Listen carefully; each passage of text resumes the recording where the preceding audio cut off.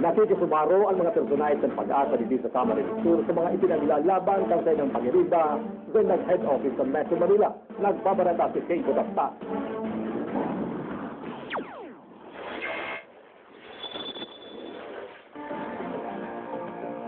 Nag-aalat ang mga empleyado kan pag-asa Camarines Sur sa kung ano magiging lakdang sa indakan gobyerno matapos sarasanan sa indang benepisyo. Pareho kan pagmati kan iba pang mga tagapag-asa, di mahalin magpaabot inakit ang mga weather forecaster dito sa probinsya. Sigun kay Fred Consulta, 27 anyos sa inyong serbisyo, asin gurumayo inining importansya sa gobyerno. Bakong suba-suba sabi ni Fred ang sa indang libo araw daw, lalo na kung ibuning kalamidad. Naka-alerto at nakaantabay kay Asinda sa loob ng 24 oras. Generally, kami ang binabagyo. Kami mga empleyado ng pag-asa, kami ang binabagyo sa presidente. Kami ang nagugutom. Sabi nga ni kan Manila, may mga empleyado na duman na dahil nakalaw, dahil na pamasahe. Apwera kay Fred, labi-labing sakripisyo man ganyan ang nai-eksperyensa ni Lito Libramonte. Observer 8 kan pag-asa. Siging ka sa iya, nag-aabot na sila ng 4,000 kada 15 dias ang siyang narireceive magpunta kan bulan ng Marso. Halos 7,000 subuot ang nabawat sa iya. Dati ito sila ni hazard pay, clothing allowance, dagdag na bayad, depende sa lawitan sa ilang serbisyo. Alagad niyan, bigla yung tinaras. Kung kaya pinagkakanig na sa nanyan sa inyong sweldo, sa limang aki na anas man nagkaklase.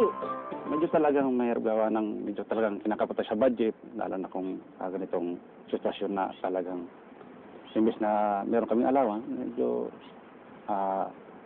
talagang gipit. Gusto nindang maibueltaan sa indang mga benepisyong ini. Pareho kan ibang empleyado kan gobyerno, bakula man ang sakripisyo ninda sa trabahong ini. Sinuhurot kan mga tagapag-asa kamsur na masunod ang sinabi kan gobyerno na asikasuhon kan sa indang mother division sa ilarong ka Department of Science and Technology na ibalik ang hinaling mga benepisyo. Ako si Kay Butasta para sa Isunyan.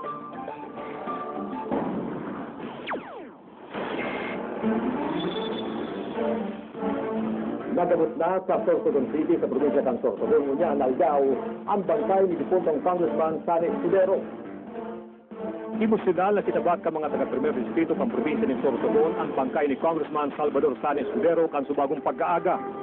Binawian in buhay ang veteranong kongresista na liman ang nag-serving cabinet secretary asin assemblyman kan Agosto 13 matapos ang halos 2 taon na pagkikipaglaban sa helang na cancer.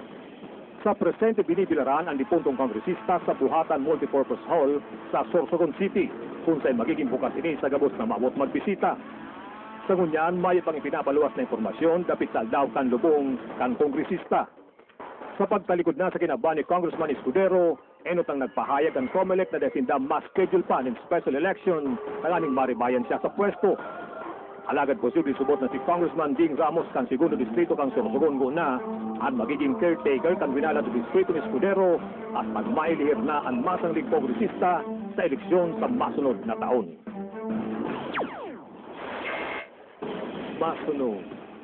Abilidad ka mga Bicolanong hobenes sa pagluluto ng mga local dishes ibinida sa Siyudad Dinaga ang kabayanan sa pagbabalik kan issue Bunyan. Gising! Exciting sa